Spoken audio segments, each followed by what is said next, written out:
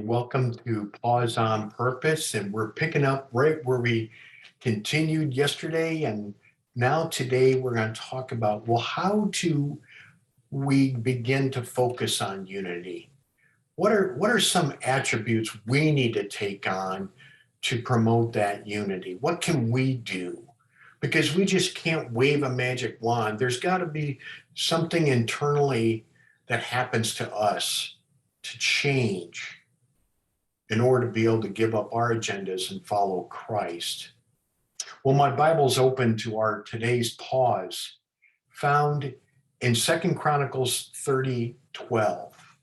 And it states this: at the same time, God's hand was on the people in the land of Judah, giving them all one heart to obey the orders of the king and his officials, who were following the word of the Lord.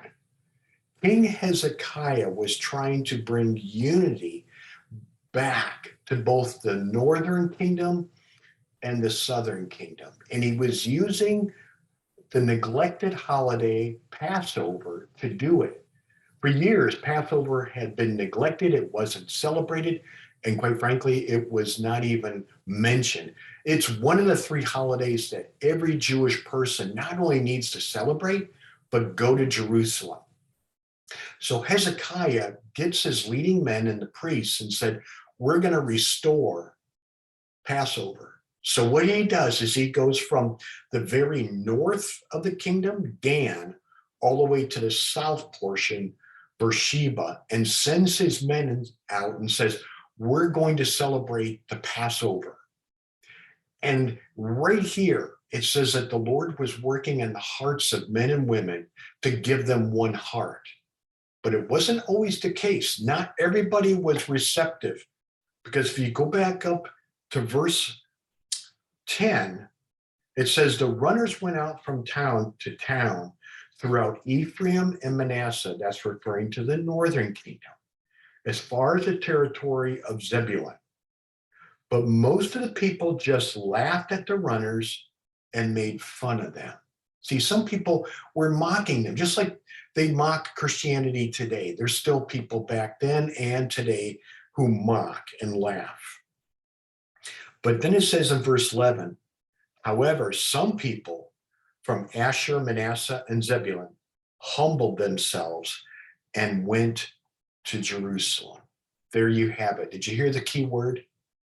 The key word to humility, or I'm sorry, to unity, there it is.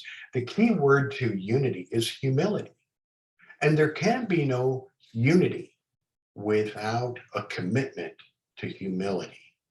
Humility just means that we don't think less of ourselves. It just means that we think of ourselves less. Let me say that again. Humility is not thinking less of ourselves. It's thinking of ourselves less. And when we do that in our agendas, humility kicks in. And it also requires praying that we all have one heart. Only then will we be able to follow the head, Jesus Christ.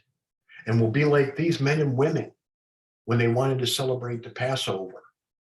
When we allow ourselves to have a humble heart, we won't care about whose agenda is following. We'll be following Jesus' agenda. That's the only one we care about.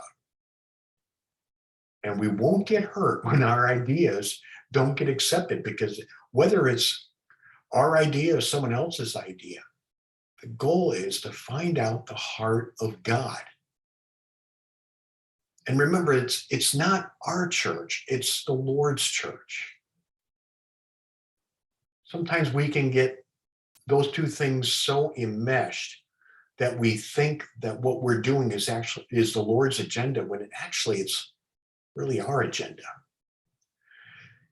And it takes sometimes a lesson in humility to realize, you know what, I think I was pushing my own agenda.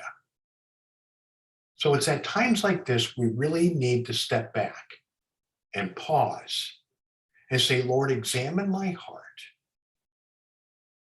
Bring humility into me.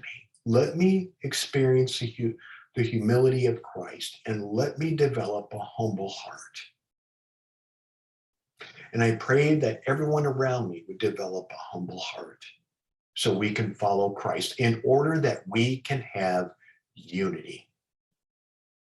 And then we will begin to see ourselves walking with God because he walks with us. You have a great day, beloved. Thank you for walking in humility. We'll talk to you soon.